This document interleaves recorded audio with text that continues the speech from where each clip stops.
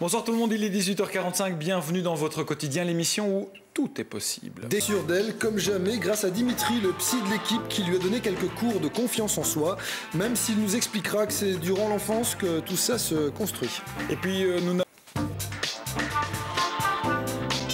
Alors il y a quelques temps, nous vous avions consacré un reportage consacré à l'auto-louange, une technique qui vise à positiver et à se prouver qu'on le vaut bien. Voilà. Complètement. Et ce soir avec Dimitri, notre psy, on va reparler de cette confiance. Vous voyez, là, on travaille déjà, on a confiance. Vous avez progressé. C'est bien, hein, c'est pas mal. C'est peut-être effectivement le secret de la réussite, la confiance, mais c'est quand même pas évident d'avoir confiance en soi. Non, c'est pas évident, et les bases du sentiment de confiance en soi s'installent bien évidemment durant l'enfance, donc c'est important d'être bien entouré quand on est enfant. Les adultes ont une grande responsabilité par rapport à ça. Mais il y a beaucoup de croyances autour de la confiance en soi, notamment qu'il y aurait deux mondes, celui des confiants et celui des non-confiants. C'est tout à fait erroné comme raisonnement, parce que c'est plutôt quelque chose de sectoriel. On peut avoir fortement confiance en soi dans son boulot, par exemple, et beaucoup moins dans sa vie relationnelle, ou vice-versa. Et donc, une autre croyance consiste aussi à dire que tout se jouerait avant 6 ans. C'est vrai qu'il y a plein de choses qui s'installent pendant l'enfance, mais moi, je préfère dire que tout se joue avant la mort, ce qui nous laisse beaucoup plus d'espace-temps pour pouvoir guérir nos blessures du passé et progresser sur le terrain du sentiment de confiance en soi. Comment ça se passe concrètement? Vous dites que ça se construit durant l'enfance, avant 6 ans déjà? Mais dès qu'on est dans le ventre de sa mère déjà, et durant la première année de la vie, on va vraiment asseoir le socle de base de la confiance en soi, la sécurité affective de base qui va permettre de sentir qu'on a une identité, que je suis quelqu'un qui existe. Ensuite, on va construire la confiance dans sa personne propre.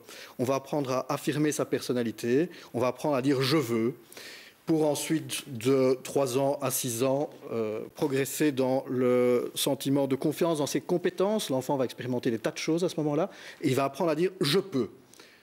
Et puis viennent toutes ces années d'école primaire, entre 6 ans et 12 ans, où on va vivre des tas d'expériences relationnelles.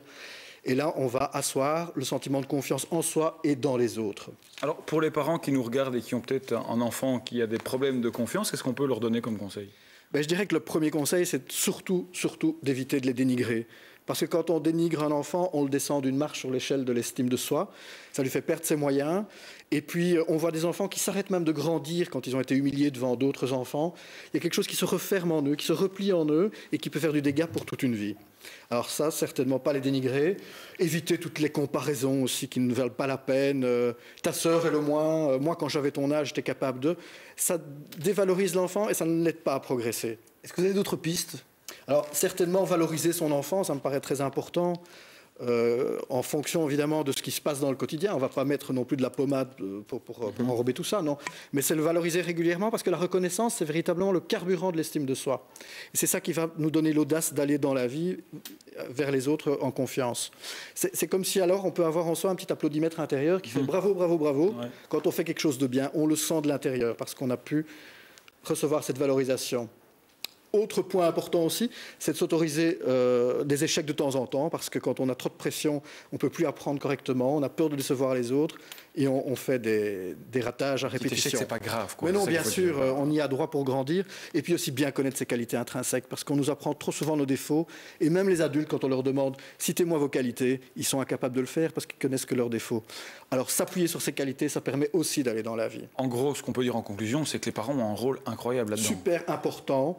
Quotidiennement, ils ont une forte responsabilité, les parents, les éducateurs d'enfants, à accompagner l'enfant justement sur ce terrain de la confiance en soi. Merci, Allez, merci Dimitri. Au journal télévisé, c'est la suite du programme Sur la Lune. En vous remerciant, bonsoir.